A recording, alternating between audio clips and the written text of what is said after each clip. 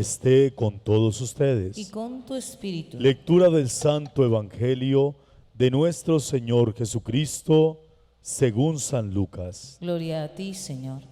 Hay dos momentos en la palabra de hoy: recoger el testimonio y dar testimonio. Escuchemos atentos.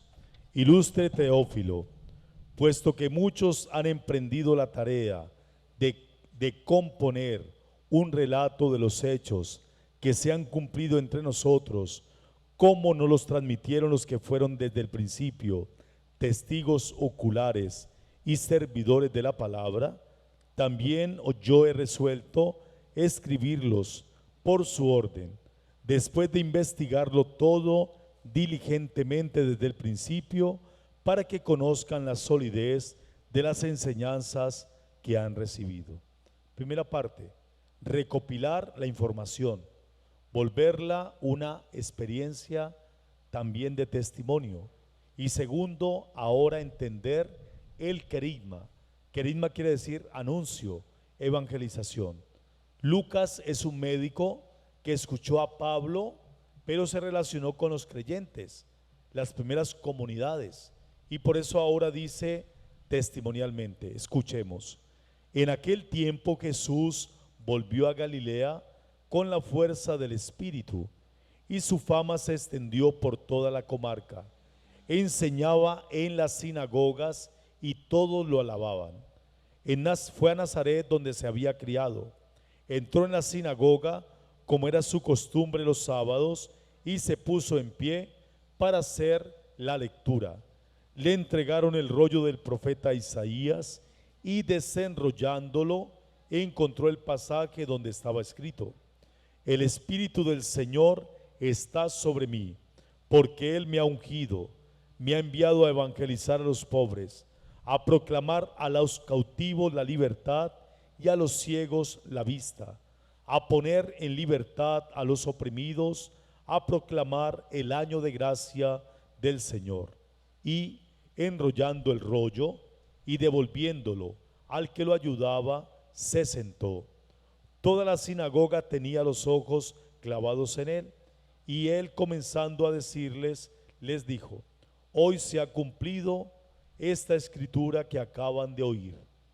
Palabra del Señor. Gloria a ti, Señor Jesús. Dios los bendiga. Un saludo muy especial.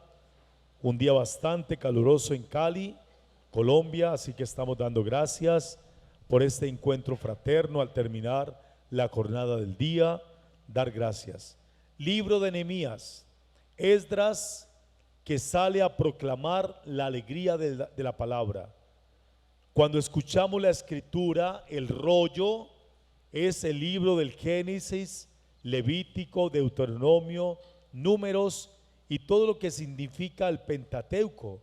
Es un rollo grande que significa la palabra de Dios, la Torá. Remontémonos más de 4000 años. La gente no sabía leer ni escribir. Y dice la palabra que cuando escucharon la palabra que era proclamada, lloraban de emoción, estaban alegres y estaban consternidos de ver a Esdras proclamar la palabra. Es muy interesante porque es la emoción de escuchar la palabra y entender la interpretación de esa misma palabra. Para nosotros que hoy leemos, escribimos, estamos también aquí escuchando, nos parece normal. Pero en ese tiempo, llevar la palabra a un pequeño pueblo, escucharla, vivirla, es sentir la presencia de Dios que habla a través de aquel que la interpreta, pero también de aquel que la sabe leer. Bello momento también para recordar a nuestros abuelos, antepasados. Muchos de ellos no sabían leer ni escribir, y sin embargo, cuando iban a la iglesia a escuchar la palabra, tenían mucha atención. Lo que hoy nos cuesta a nosotros, memorizar. La gente antes tenía mucha capacidad para memorizar. Entonces, cuando escuchaban la palabra, la llevaban luego a sus hogares, compartían con sus hijos y ponían de manifiesto la palabra de Dios como testimonio de fe. Primera palabra entonces, escuchar. Antes que escribir, fue el testimonio oral, escuchar para hablar de las cosas de Dios. Segundo momento, cómo constituir la palabra para vivir la ética, la moral. Es donde viene entonces el tema de los mandamientos de Dios, no solamente como mandamientos para exigir, sino también los mandamientos para convivir. Por eso el creyente desde un comienzo escuchó la palabra para poder ponerla por obra. La convivencia en el día a día de la vida. Amar a Dios sobre todas las cosas, no jurar su santo nombre en vano, santificar las fiestas, honrar a padre y madre, no matar, no robar, no cometer actos impuros, no fornicar. Todo lo que va a significar la palabra tiene también un referente en nuestra manera de vivir. Y es allí donde está el punto central para nosotros hoy como creyentes. Vivir según la voluntad de Dios y vivir según la enseñanza de Dios. Aquí es donde hay un tema bastante difícil para nuestro tiempo. La sociedad liberal, la sociedad del principio de autonomía que tiene el ser humano, niega cualquier conducto regular externo a la misma libertad. Hay una campaña internacional que viene de las Naciones Unidas donde la libre libertad del ser humano tiene que estar dimensionada en la libertad de sus derechos y de ser feliz. Es un tema bastante difícil. Para los creyentes va a ser muy difícil. Los que tienen hijos e hijas, ¿cómo enseñar la fe en un camino que proclama la libertad individual? No va a ser fácil. Cuando estamos hablando de la libertad individual, es que no hay nada externo que se pueda contraponer a mis derechos. Ni siquiera Dios, ni siquiera las religiones, ni siquiera ninguna persona. Yo tengo derecho a escoger, a ser libre. Yo tengo derecho a, porque es mi principio de autonomía. Entonces, cuando nosotros tenemos que hablar de la voluntad de Dios, ese derecho individual va a ser totalmente contrario a la voluntad de Dios. Por eso digo que es un tema muy difícil, porque cada día vamos a tener muchos signos que son contrarios a la fe. Y es allí donde tenemos que preguntarnos, ¿cuál es el principio de ser creyentes? Y la respuesta es una: escuchar la voz de Dios y obedecer a la palabra de Dios. No es una iglesia fundamentalista la que nosotros proclamamos, cuidado. No es una iglesia que proclame el contrario a la libertad, porque entonces estaríamos yendo en contra de lo que significa el cristianismo. Sin embargo, nos vamos a encontrar en el principio de autoridad. ¿Cuál es el principio de autoridad? ¿Qué es lo que nos pide Dios y cómo obedecemos a la palabra de Dios? Entonces el Señor hoy nos invita en el Evangelio a que seamos capaces entonces de responder al reto cristiano. ¿Y cuál es el reto cristiano? Tener criterio. Esa es la palabra clave de hoy. Tener criterio de conciencia, criterio de libertad y criterio de palabra. El criterio es el que nos va a permitir a nosotros entender lo que hacemos, lo que vivimos y lo que decidimos. El criterio espiritual. Pero es un criterio que está confrontado con la vida. No es un criterio que se queda en el templo ni se queda en el libro. Es un criterio que nos hace tomar dimensiones muy importantes desde la libertad y la voluntad. Es el criterio para entender cuál es mi acción como creyente, qué debo decidir como creyente y qué debo asumir como creyente.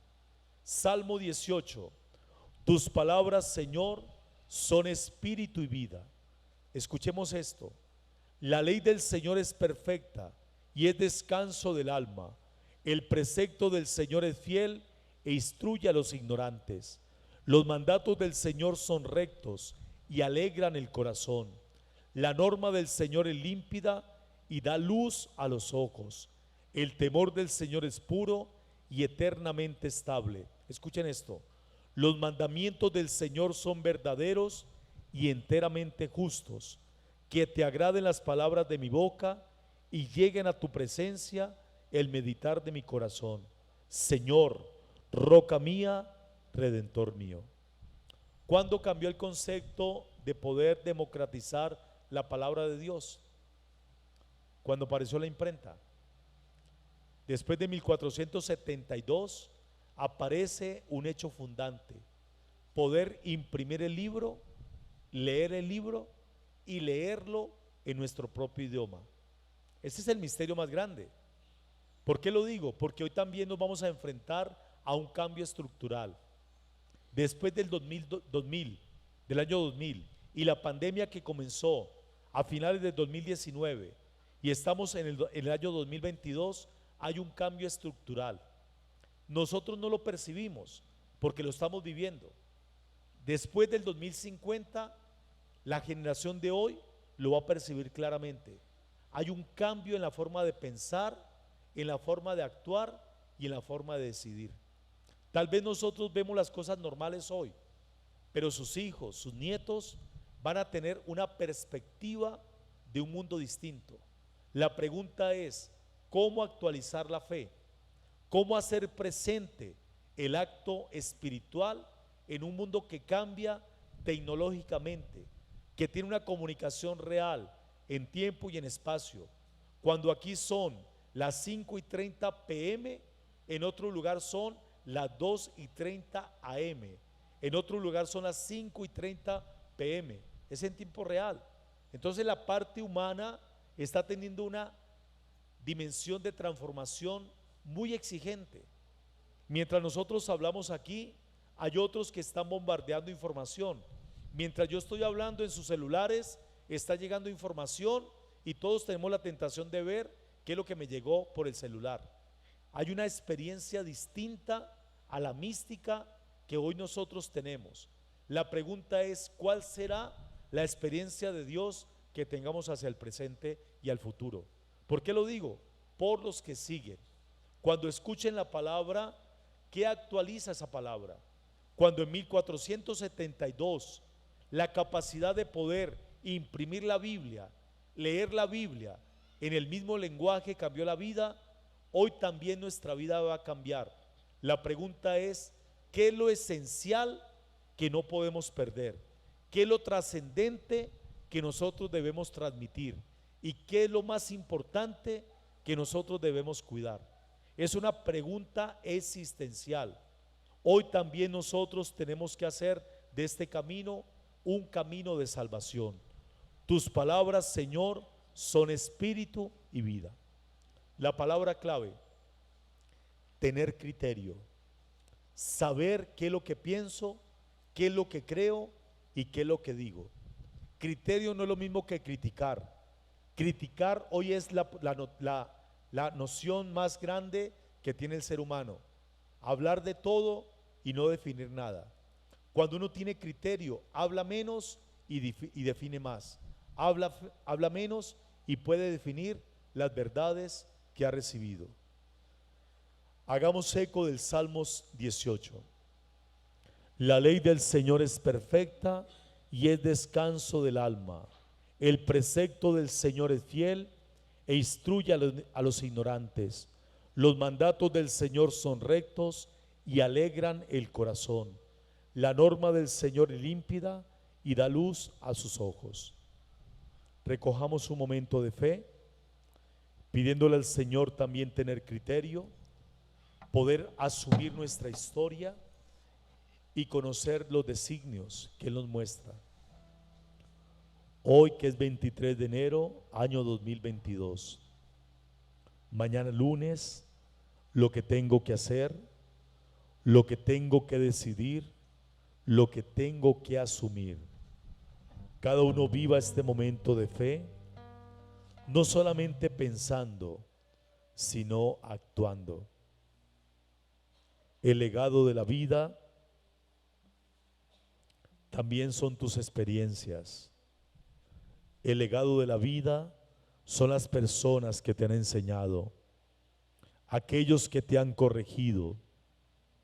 El legado de la vida son tus principios, aquello que hoy también vives, defiendes y entregas. En este domingo que has venido a encontrarte con el Señor, puedas decirle a Él: Señor, enséñame tus caminos para vivir conforme a tu voluntad. Señor, enséñame tus caminos para vivir conforme a tu voluntad.